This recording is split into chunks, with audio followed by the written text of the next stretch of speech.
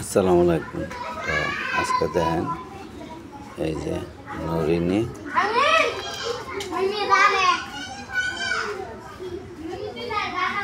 মৌসুমি আফসায় ইজায় আর মিল্লা আমার পিছিয়ে পিছিয়ে যাইতেছে। দেন আমার ছোটো ভাইয়ের পর আমি চাউল দিতেছি, কিন্তু ছোটো ভাই আমার চাউলটি আবার সে ফেরত দিছি, আমি কিছু বলি নাই। তো দেখেন আমি আবার এই ছোটো ভাইয়ের দেওয়ার আগে আবার আমি আমার বোনকে চাউল দিছি।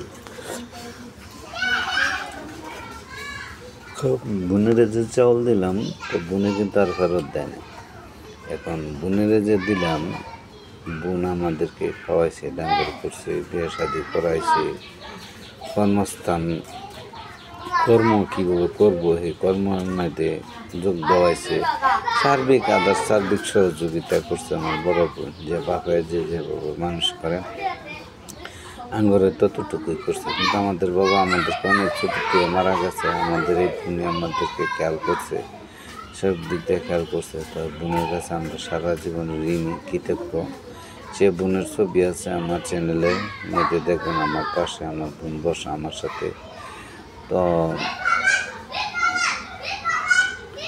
বড় বোন আবার দেন এই যে চাউল আজকে সারাদিন কাজ তো করলামই, তো বাইরে দিলাম, বোনেরে দিলাম, দিয়ে টিয়া পরে আমার নিজের খাদ্য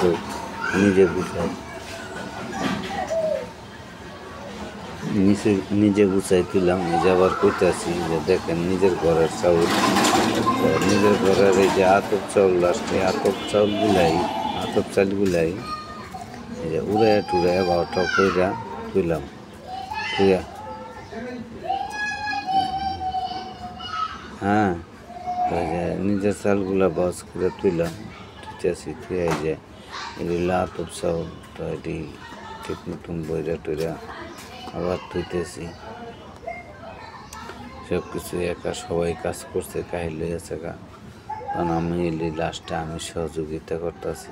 সহযোগিতা করার পরে এই যে বস্তায় বইতেছি, বইয়ার পরে দেন কৃষিকাজ যতটা দেখতে সুন্দর লাগে ততটা অনেক কষ্ট।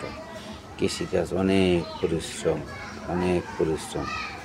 এত পরিশ্রম যেটা বাসায় প্রকাশ করার মতো না। কিন্তু কৃষিকাজ করে নিজের উৎপাদন করে নিজে খাওয়া, এটা কিন্তু অনেকটা আনন্দের একটা আনন্দের বিষয়। আবার অনেক রোগ থেকে আপনারা মুক্তি পাবেন, কেননা এই চাউলগুলো অনেক ভালো, কিন্তু কোনো কেমিক্যাল দেওয়া না, নিজের ঘরের উৎপাদন, নিজের চাউল। তো এই জন্য মানে একটু কৃষিকাজ করে নিজে কিনে খাইতে পারি। এই জন্য নিজে পরিশ্রম করি নিজে ভালো চলার জন্য এবং ভালো খাওয়ার জন্য, কিনার জন্য। তারপরে আমি এই ভিডিওটা করতেছি, আপনাদেরকে দেখাচ্ছি। সবাইকে তো আপনারা সবাই ভালো থাকবেন, সুস্থ থাকবেন।